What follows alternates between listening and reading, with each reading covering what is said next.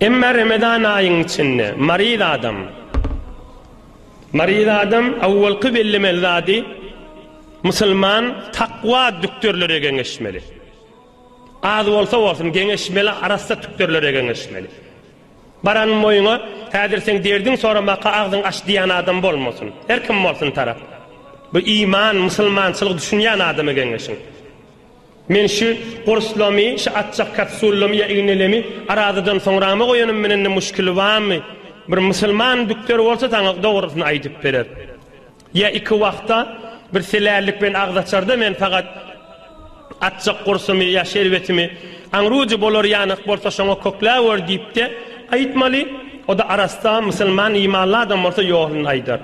O bolmayanmış da Xeyrin bir müşkülü var, vakt su içip durmalı, vakt çörek yiyip durmalı, ya her 4-5 saattan 8 saattan dahi kursuna açıp durmalı. Hulasa bir müşkülü var, Kur'an-ı Kerim'de var, her gece taravada okulluya. Fa'iddetum min ayyamin ukhar, başvurun qada edamad. Şocunun meriz olup tağı, fakir narahat öz arada tutup bilmeyelliğine. Onu da zor tutacak bolmasın. Hudaya ihtiya tutmasın ol adam diye. Näme hakikaten fakir derdine teginne de. Derdi artacak bolsa ya helak bolacak bolsa tutmalı değil. Hem başka bir gün qada edamalı. Ve tini ve zeytunu da ayet ba. Emma Bilyan suresi. İllellezine amenu ve amilus salihati idi felahum ecrun gayru memnun. Hud Allah'ın kelamı. Merid olup ya qarrı olup tutup bilmese hakikat arada tutanın sevabı baş ola adamdır. Ve tini ve zeytununa var. Thumma radadnahu asfala safilin. İlla allazina amanu ve amilus salihat felahum ecrun gayru memnun. Allah zul celal'in kelamı. Hudaya diye qarrib meridler horluq qiyinçılıklarda ibadatını etip bilmesen ibadat edenin sevabını vererim sana diye. Adamın qafsı der ahim. Ol Allah zul celal'in qafsı. Ol Erhamur Rahiminin qafsı. Ol Rahmanur Rahim'in qafsı. Ol Ekramul Ekraminin qafsı. Ol Zul Arşil Azim'in qafsı.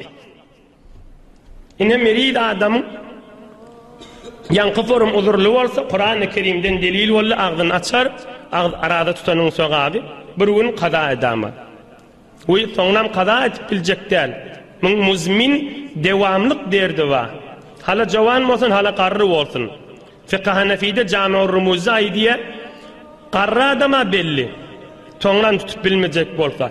Cavan olup Müslüman düktörle sana aysa sen ömür sayı arada tutup bilmeyen diysele o adam her günden çürüyüm fidye vermeli. Her günden çürüyüm bir baş fitre miktar. 1 kilo 600 gram 2 kilo da buğday ya buğdayın kıymetini vermeli. Her günden çürüyüm. Meseleleriniz bağ olsa sonra ahuncarlı verin, tülfurlaşı verin. Bu mahal meseleleri gayrat edin, fikir etmeyen, aydılyan gurrunları olarsa edin. Yeni bir maridin mühim meselesi. Havan nahoş erti düktöre gidecek, düktör neyem diyeceği belli diye. Ulu Türkmen neymet yaşınına arada tutmanı git diye. Ay bana diye evine ursa ya kur satmalıysa diye, bana diye keffarı düşer diye. Katı iştiva daşı. Sen aradan tut da git. Niyetin de et, makam niyet et. Düktör açtıydı açar, açmayı da açmarın değil mi? Yaxşı niyet et, men arada değil. Hop, düktör sana zarur ağzın aç diye, aç, başa vurun qada et. Sen marid ol aç otiyin ağim. Yok, işgali yok, akşama çeli cıdap bilecek bolsan zarur zat değil, akşam ağdaçarda kursun atarsın deyse de, ağzın arada akşama kursun açarsın.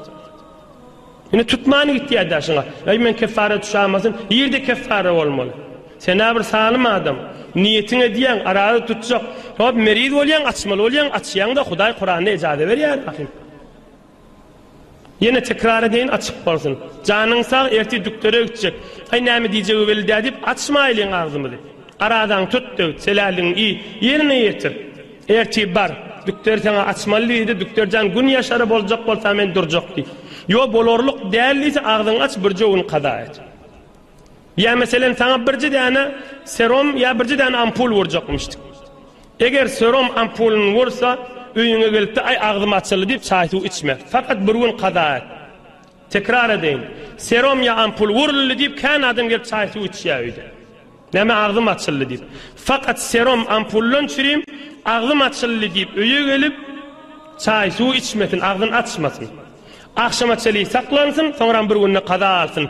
Türkmen Sahran bitiyin ulamalarynyň ulu qana hunjalygyny hemmet şuna diýär.